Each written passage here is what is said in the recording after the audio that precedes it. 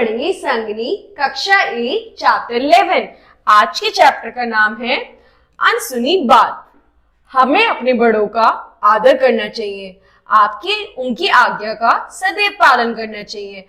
पाठ में लेखक ने इसी विषय पर हमारे समक्ष एक बालक की कहानी प्रस्तुत की है। तो बच्चों, हमें हमारे जो बड़े होते हैं हमें उनका हमेशा आदर सत्कार करना चाहिए। आज इस चैप्टर में इस पाठ में हम इसी बारे में पढ़ेंगे।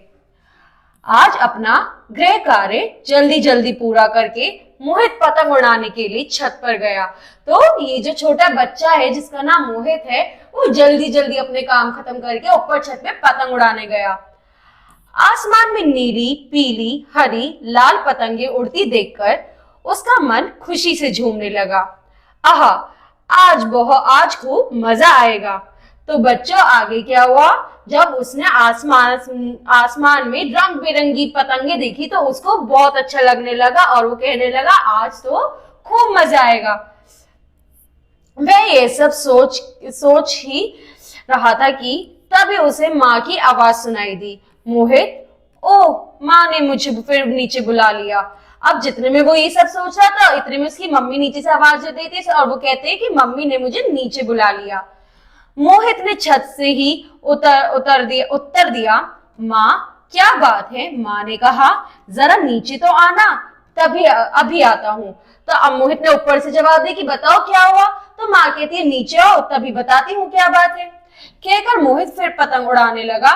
माँ ने एक दो बार पुनः पुकारा, किंतु मोहित को पतंग उड़ाने में बहुत मजा आ रहा था। अब उसकी मम्मी ने उसे बहुत बार, 2-3 बार और आवाज दी, पर मोहित जो है वो पतंग उड़ाने में ही मजा ले रहा था। पतंग उड़ाने में उसे मजा आ रहा था, इसलिए उसने फिर वही उत्तर दिया, अभी आता हूँ, किंतु वह नीचे नहीं उतरा।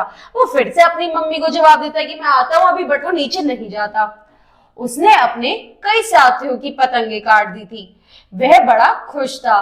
जब अंधेरा छाने लगा तो वह नीचे उतरा। उसने देखा कि माँ बिस्तर पे लेटी हैं और उनका पाँव सूज गया है। वह हैरान रह गया था और बोला, ये क्या हुआ माँ? अब वो जो बच्चा है उसने ऊपर छत पे कई दोस्तों की पतंगे काटी और जैसे जैसे शाम हुई फिर वो नीचे उतर कर आया और नीचे उतरते ही उसने क्या देखा कि उसकी जो मम्मी है वो बिस्तर पे लेटी है, उनका जो पैर है वो सूज गया है। जिसे देखकर वो बड़ा हैरान होकर अपनी मम्मी से पूछता है कि ये क्या हुआ? माँ ने धीमे स्वर में कहा, मोच आ गई है, मैं गिर गई थी, इसलिए तुम्हें पुकार रही थी, पर तुम आए नहीं। तो वो कहती कि मेरे पैर में मोच आ गई और मैंने तुम्हें आवाज भी दी थी पर तुम आए ही नहीं।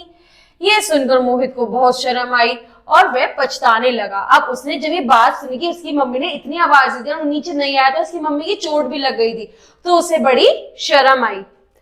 माँ, मुझे माफ कर दो, आगे से मैं कभी भी आपकी बात अनसुनी नहीं करूंगा। कोई बात नहीं, रसोई में से खुद जाकर खाना ले लो और खाकर सो जाओ। पहले मैं आपके लिए खाना लाता हूँ, मोहित ने कहा और रसोई की ओर चल दिया। तो आगे क्या हुआ बच्चों? जब वो अपनी मम्मी से माफी मांगता था, उसकी मम्मी कहती है, कोई नहीं, बस रसोई से खुद खाना लो, खुद खाओ, खुद सो जाओ। तो वो अपनी मम्मी से कहता है, नहीं, पहले मैं आपको भोजन कराऊंगा। और ये कहकर वो किचन की ओर चला जाता है। तो बच्चों, हमें अपने पेरेंट्स की, अपने मम्मी पापा की बात हमेशा सुननी चाहिए। ठीक है बच्चों, अब अगली क्लास में अगला चैप्टर पढ़ेंगे। Thank you.